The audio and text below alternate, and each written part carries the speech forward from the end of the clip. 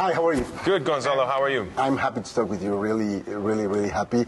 I think that the movie puts so many questions, for us as audiences regarding our relationship with technology, and how it starts going faster and faster. So I wanted to ask you, where do you draw the line? Where do you put either your phones or anything? When do you know that technology has been too much part of your life in the day-to-day basis? Doom scrolling.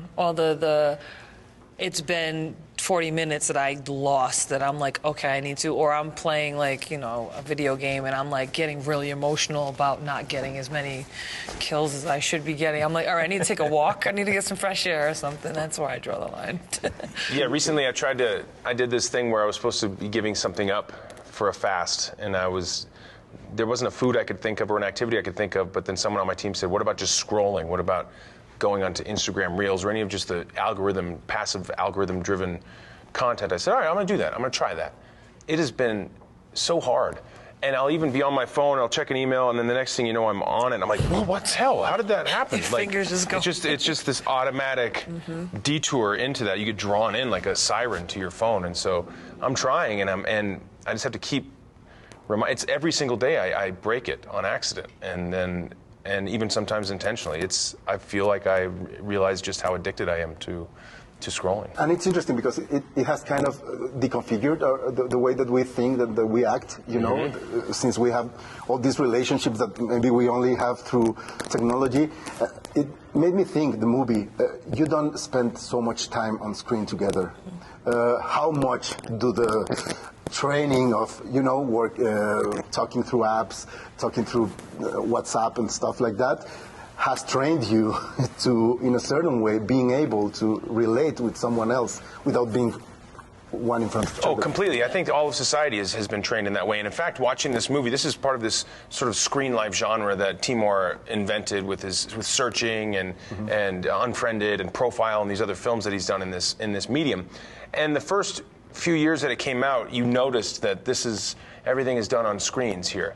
But I think nowadays it doesn't feel that jarring to have stories told primarily through screens, because some of our most profound moments in life are through screens. You might, certainly for me, as I'm a dad, I've got 4 kids and I'll be on location. I'm trying to FaceTime with my children every day, and I'm telling them how much I love them, or, a baby, someone has a baby and then show me the baby. I'm like these are important, pivotal moments that are happening virtually. And so I think we are conditioned to such a degree that it's not all that jarring to see things through screens. And so when it comes to making a movie, it didn't feel odd at all. Kelly, you're a boxer. There's some things that cannot be done through technology. You cannot box an AI. No. The AI don't want to smoke with me. Nice. Let's go. I love that answer.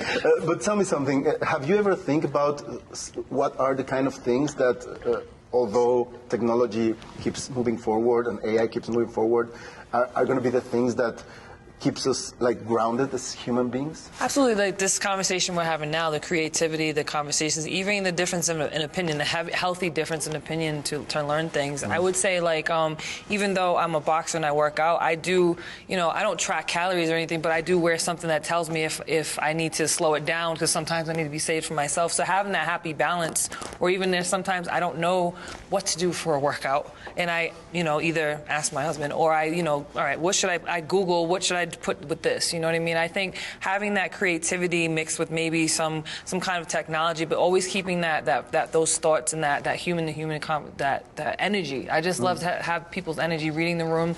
So I just I'm the cool aunt, so I see a lot of them getting dependent on just, I have a question, let me ask you. I'm like, no, ask yourself, what do you think? You know what I mean? I just want to make sure we stay grounded in that. I think that's what keeps us grounded. In your case, Chris? I would say care. Care, whether it's child care, elderly care, physical care, physical therapy, understanding what our bodies are and how physical touch is really important.